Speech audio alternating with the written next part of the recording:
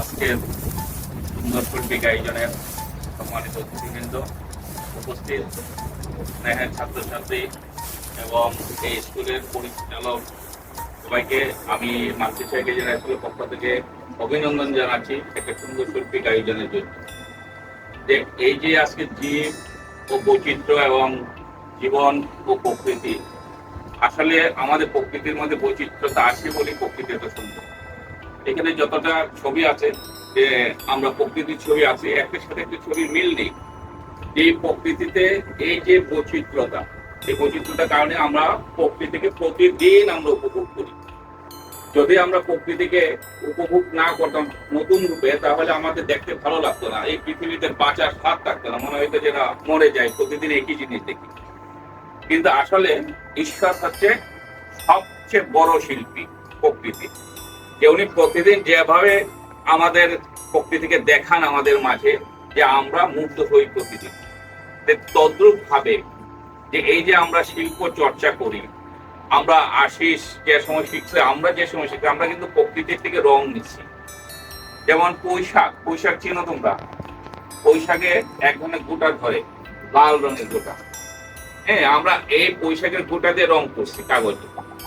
আমরা পাতা, যে পাতা সবুজ রং বেশি দেয়, লাল রং বেশি দেয়, আমরা পাতা ঘষে রং করছি কাগজে। আমরা প্রকৃতি থেকে রং নিয়েছি, আমরা প্রকৃতি থেকে রং নিয়ে আমরা ছবি আঁকা শিখছি। আমাদের প্রকৃতির মাঝে সবকিছু আছে। আর এই যে ছবি আঁকা, আমরা কেন ছবি আঁকি? আসলে আমাদের ভিতরে যে রংটা আছে, সেই ভিতরের রংটাকে আমরা বাইরে ফুটিয়ে তুলি। আমাদের ভিতরটা যদি রঙিন না থাকে, তাহলে আমরা এমন রঙিন ছবি আঁকতে পারবো না। আমরা যখন ক্যাম্পাস নেব বা কাগজ নেব, তখন আমরা শুধু কালো দিয়ে রং করব। আমাদের ভিতরে যে রঙিন আছে, ভিতরে যে প্রকৃতি আছে, যে সৌন্দর্য আছে, আসলে সেটারই আমরা বাইরে ফুটিয়ে তুলি। তার আগে আমাদেরকে রঙিন হতে হবে। আমরা যেমন এখানে যারা আছে সবাই যেমন নিজেদেরকে ক্যানভাস বানিয়ে তুলেছ, যে আমরা মেকআপ করেছি, নিজের ফেসকে মেকআপ করেছি, এটা একটা ক্যানভাস, নিজের ফেসটা একটা ক্যানভাস। তদ্রূপ ভাবে আমরা ভিতরটাকে কিন্তু আমরা এই আউটার কসমেটিক্স দিয়ে সাজানোর কোনো সুযোগ নাই। যে আমরা যদি ভিতরটাকে সাজাইতে যাই, আউটার কসমেটিক্স আমাদের কাজে লাগে না। আমাদের ভিতরটাকে সাজাতে হলে এই যে মানসিকতা নামক, মনুষ্যত্ব নামক যে রঙিন প্যান্টটা আছে, যে সেটা দিয়ে আমাদের ভিতরটাকে সাজাতে হয়। আমরা যত মানসিকভাবে সুন্দর হব, আমাদের ক্যানভাস তত সুন্দর হবে। আমরা যদি মানসিকভাবে সুন্দর না হই, আমরা যদি মানসিকভাবে প্রকৃতিকে ভালোবাসতে না পারি, আমরা যদি মানসিকভাবে শিল্পকে ভালোবাসতে না পারি, আমরা যদি মানসিকভাবে সংস্কৃতিকে ভালোবাসতে না পারি, তাহলে আমার ভিতরের সমস্ত রং অন্ধকার হয়ে যাবে। আমরা দেখি যে দেখো, আমরা প্রকৃতির এত রং দেখি, যখন সূর্য ডুবে যায় তখন প্রকৃতির সমস্ত রং মুছে দেয় ঈশ্বর।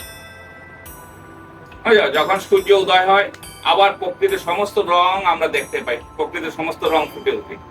তদ্রূপ ভাবে আমাদের মনের মাঝে আমাদের রং যখন প্রকাশিত হয়, তখন আমরা ক্যানভাসে আমাদের রংগুলো ফুটাতে পারি। আর যখন আমাদের রংটা নিভে যায়, সূর্যের মতো অস্ত যায়, আমাদের মানসিকতা যখন সবকিছুকে নষ্ট করে দেয়, তখন আমাদের ক্যানভাসে আমরা এই রঙিন করতে পারি না। আজকে যারা আশিস এখানে এত বড় একটা শিল্পের মাধ্যম তৈরি করেছে, আমরা এরকম সুযোগ পাই নাই। আমরা ছবি এঁকে আমরা ফাইলে অথবা বিছানার নিচে রাখছি, যে আমাদের মাথায় ছিল না যে এরকম একটা প্রদর্শনী করা যায়। যে আমাদেরকে কেউ এরকম বলে নাই যে ছবি দিয়ে এরকম একটা প্রদর্শনী করা যায়, মানুষ এসে দেখে। যে আমরা যখন আর্ট কলেজে পরীক্ষা দিলে, তখন আমার বাবা বলেছিল যে বাবা, আর্ট শিখে কি করবা, তুমি তো সাইনবোর্ড আঁকতে হবে, এটা হবে, শেখার দরকার নেই। ওই সময় যারা গেছে দেখে যে পরিবেশ হয়তো ভালো ছিল না, আর্ট কলেজ ছিল তখন অনেকেই করতে যাইতো না, পরিবেশ দেখে অনেকে অভিযোগ দিত না আর্টে। এখন এই আর্টের ভবিষ্যৎ বাংলাদেশে অনেক উজ্জ্বল। আমি মনে করি যে আমার ছাত্র আশিস যে উদ্যোগ নিছে, বা হবিগঞ্জের মানুষদেরকে যে সুযোগ সৃষ্টি করে দিচ্ছে, যে আর্টের ক্ষেত্রে বা শিল্প বিস্তৃতির ক্ষেত্রে, এবং এখানে যারা আছে, আমাদের মনসুর ভাই একজন শিল্প মানুষ, ওনার অনুষ্ঠান করে, কবিতা আবৃত্তি করেন, উনি গল্পের বই পড়ান, এটা কিন্তু একটা শিল্প মাধ্যম। আমরা সমস্ত শিল্প মাধ্যমে, শুধুমাত্র আর্ট না, আমাদের মনকে বিকশিত করার জন্য সমস্ত শিল্প মাধ্যমে আমরা নিজে না পারি, অন্তত উপস্থিত থেকে ওইসব অনুষ্ঠানে উপস্থিত থেকে আমরা যদি উৎসাহিত করি। আমি মনে করি আমাদের আশিসের কর্মকাণ্ড হবিগঞ্জে এক সময়, হবিগঞ্জের মুখ, শুধু তোমাদের মুখ না, হবিগঞ্জের মুখ উজ্জ্বল করবে। একজন এক সময় বলবে যে না, হবিগঞ্জে এরকম একটা ইনস্টিটিউট আছে, যে হবিগঞ্জের মুখ উজ্জ্বল করবে, সেটাই আমরা আশা করি, প্রত্যাশা করি, এবং তোমাদের দ্বারা যেন হয় হবিগঞ্জের মুখ উজ্জ্বল, সেই কামনা রইল। সবাইকে ধন্যবাদ।